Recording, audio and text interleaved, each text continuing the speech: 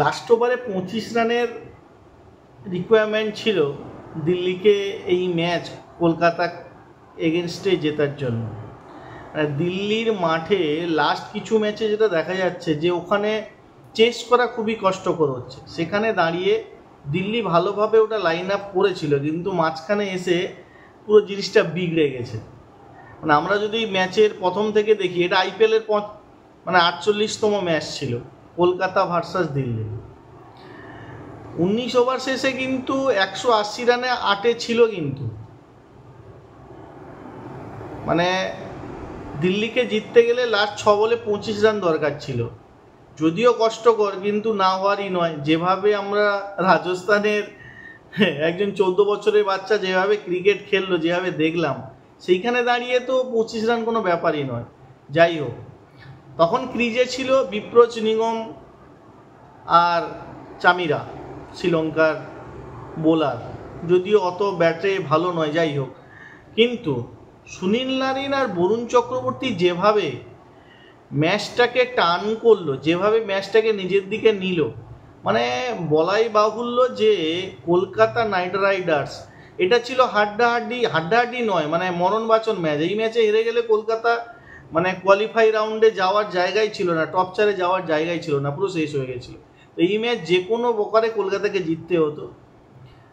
রানটাও কিন্তু কলকাতা খুব কম করেনি, মানে 205 রানের টার্গেট দিয়েছিল কলকাতা, সেটা কিন্তু কম নয়। ম্যাচের শুরুতে মানে দিল্লির অধিনায়ক অক্ষয় প্যাটেল টসে জিতে কলকাতাকে ব্যাট করতে পাঠিয়েছিল।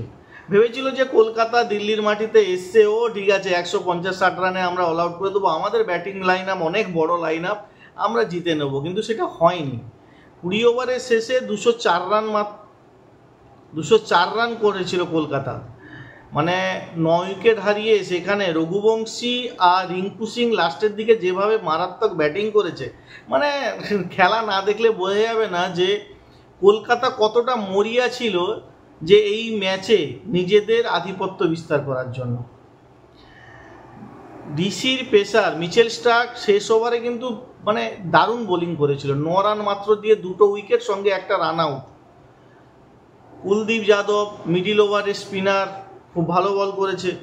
কিন্তু তার সত্ত্বেও কেকেআর 204 রানের একটা বড় লক্ষ্যমাত্রা দিয়েছিল ডিসিকে। ম্যাচের শুরুটা ভালোই করেছিল, অনুকূল রয় এই ম্যাচে চান্স পেয়েছিল কলকাতার হয়ে। ম্যাচের শুরু কলকাতা ভালো করেছে, ফার্স্ট ওভারে উইকেট নিয়েছে 7 রান দিয়ে। কিন্তু অক্ষয় প্যাটেল আর ফাফ ডুপ্লেসিস বাদবাকি কোনো ব্যাটসম্যানই দিল্লির সেই রকম কিন্তু ছাপ ছাড়তে পারেনি। 205 রানের মতো অত বড় একটা রানের পাহাড় তাড়া করতে নেমে অজিঙ্ক্য রানের অধিনায়কত্বে যেভাবে কলকাতা ব্যাটিং মানে বোলিং শুরু করেছিল, সেখানে অভিষেক পোড়েলকে ফেরত পাঠানো বা করুণ নায়ারকে রিভিউ নিয়ে ফেরত পাঠানো, কেএল রাহুলের জেনে শুনে রান আউট হয়ে যাওয়া, মানে 12 ওভারে 121-এ 3-এ পৌঁছে গেছিল একটা সময়। মানে তার সত্ত্বেও দিল্লি কিন্তু 12 ওভারে শেষে 121 রানে 3-এ পৌঁছেছিল। 31 বলে হাফ সেঞ্চুরি করেছিল ফাফ ডুপ্লেসিস আজকে ভালো খেলছিল।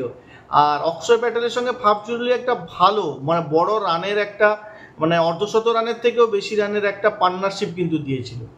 62 রানের ইনিংস খেলেছে, সেখানে 4 মানে 4 ছক্কা, খুব ভালো খেলছিল অক্ষয় প্যাটেল। ফাফ ডুপ্লেসিস দারুণ খেলছিল, কিন্তু অক্ষয় প্যাটেল যে চোট পেয়েছিল ফিল্ডিং করার সময়, সেই চোটকে সঙ্গে নিয়ে 40 রানের উপরে একটা ইনিংস খেলা, এটা বলাই বাহুল্য যে সত্যিকারে যে কোনো টিমের হয়েও 100% দিয়েছে। কিন্তু শেষ পর্যন্ত ওকে কিন্তু মাঠ ছাড়তে হয়েছিল একটা অফ স্টেমের বাইরের বলে কাভার ড্রাইভ করতে গিয়ে।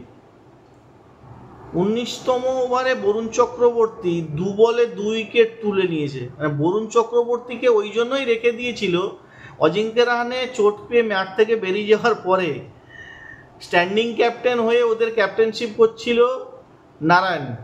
ও জানতো বরুণ চক্রবর্তীকে যে কোনো ব্যাটসম্যানের ক্ষেত্রে বড় শট খেলা খুবই টাফ। সেই জায়গায় দাঁড়িয়ে 19 নম্বর ওভারে এসে 2টো উইকেট নেওয়া বরুণ চক্রবর্তী পুরো ম্যাচটাকে ঘুরিয়ে দিয়েছে।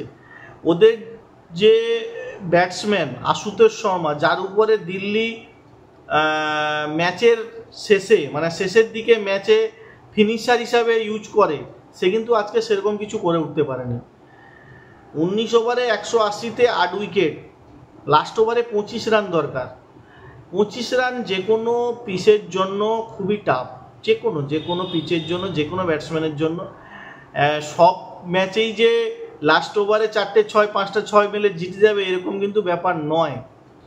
আর দিল্লির মাটিতে স্পিন এই বছর ভালো স্পিনিং, যারা স্পিনার নিয়ে খেলছে তাদের ক্ষেত্রে খুবই ভালো, মানে লাইন লেন্থ রেখে যদি বল করা যায়, প্রত্যেক স্পিনার ওখানে উইকেট পেয়েছে বা রান খুব কম দিয়েছে। সেই জায়গায় দাঁড়িয়ে